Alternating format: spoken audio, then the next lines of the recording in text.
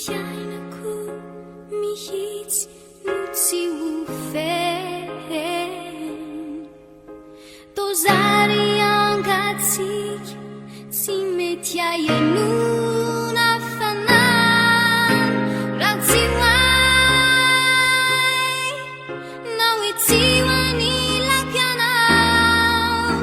mandritra ny andro mpiainako rehetra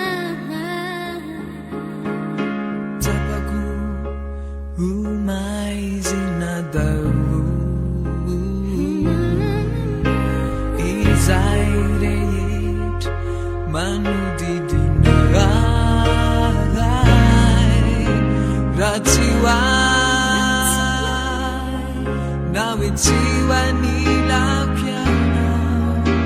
mandritra ny andro mpiainako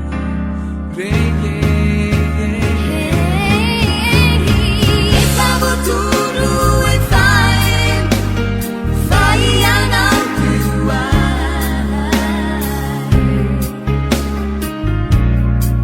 izahoko teo anjaranao fiavana rono anjaro iray ary ho mandraky izay ka ny fiainako dia ho fiainanao ihany tapako ho maizina daholo izay rehetra manodidina raha tsy hoay na hoe tsy hoany lakianao mandritra ny andro mpiainako mandritra ny andro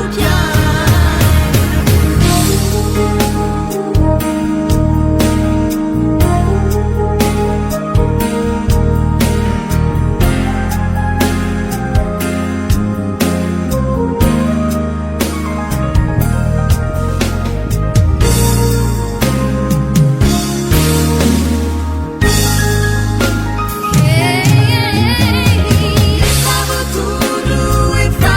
eno fa ianao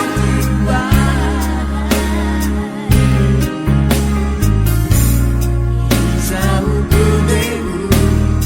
anjaranao fitiavana rono anjaro iray ary ho mandraky izay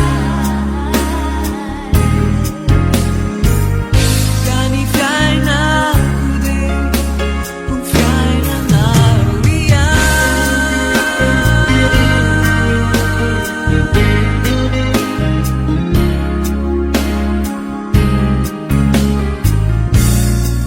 izahoko teo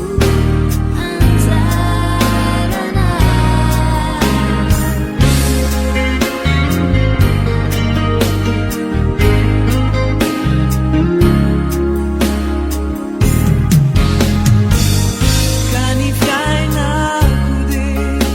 ho fiainanao ihany